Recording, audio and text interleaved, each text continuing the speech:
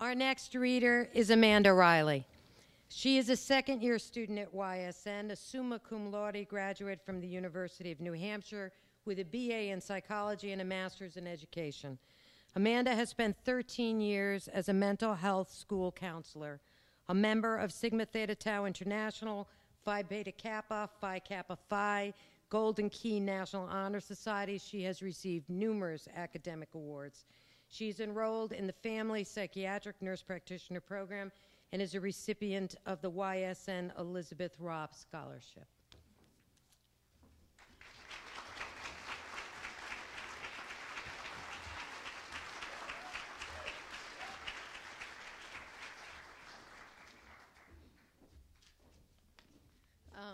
Sharp lines. I had walked by your room many times in the previous weeks as I negotiated my way to other patients, the med room, the computer station. Without light or movement, I wrongly assumed your room was empty. But, curled up in the dark, moaning and shading your eyes as greeting, you were there. At least, part of you was. A playful character with an eye for fashion, the best dressed in your class. You were an honor student heading into your senior year. Your wish for clean, sharp lines made you a weekly regular at the barber shop, where you also scored bootlegged DVDs. You had a girlfriend, but nothing serious, you were clear to add. You enjoyed the occasional game of beer pong, you admitted, but you eschewed experimentation with drugs. You don't know what that shit is gonna do, you explained, without irony. I was told the course of treatment for your leukemia should have been relatively straightforward, by which I'm sure no one meant to say easy, even if that's how it sounded. Chemo insisted you change your style. Smooth as a baby's bottom, you said, as you ran your hand from your forehead to the back of your neck. You had no idea you would lose more than your hair. And the pancreatitis and rare pancreatic cysts that followed chemo hurt more, you imagined, than if each hair had been ripped out one by one. Even medicated, you never rated your agony below 8 out of 10. Could you really be getting such little relief? It was hard to interpret your clock watching, your repeated requests to get your dilaudid just a few minutes early, and then earlier still. You became very interested in how your pain medications would be administered and the rate at which the pump would be set. You started to stack medications, a bad sign, I was told. Had you unwittingly become an addict? Did you simply want some small measure of control in your life after losing so much?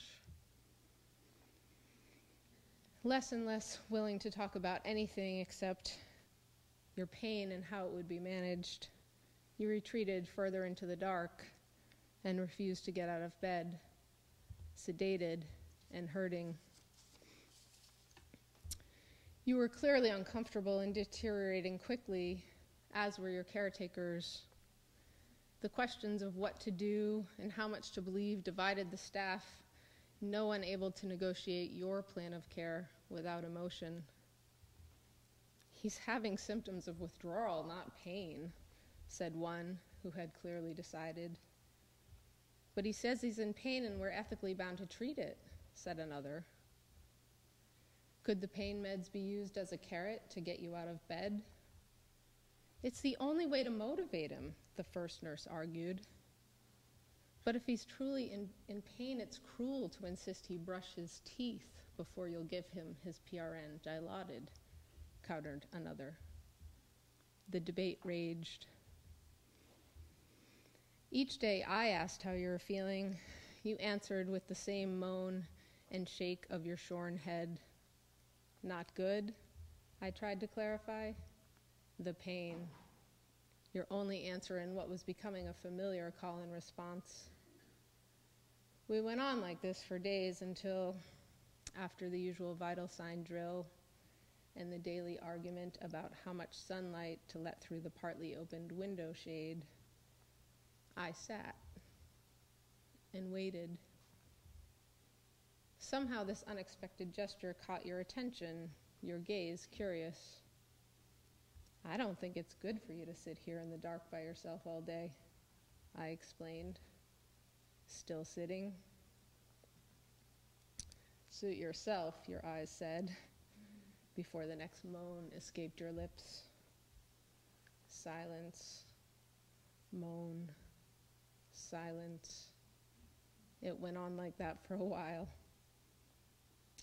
"Do you have any pictures of you with hair?" I asked, not much expecting you to engage with me and really worried it was the wrong question. But you opened your eyes, seeming puzzled. "Help me sit up and get my phone," you ordered, making evident the pain of your movement. Halfway up, your stare suddenly unseeing, I wondered if you had once again become lost in your body. You startled as I prompted, "Do you have any pictures?" Surprisingly, this was the question you hadn't known you wanted to be asked. Apparently, you were tired of answering the same well-meaning questions, dressed in white coats and colored scrubs. It turns out you needed to remember the you before the pain in order to consider anything beyond your next dose. Because I asked, you told me about before, and I started to see the shape of the large wound no physical exam would reveal. Had we created an addict? Had you been asking us to medicate more than your physical pain? No answers were written in the clean, sharp lines of your former life. Still, I thought we might find the answers together if we could keep you talking about before, and then eventually after.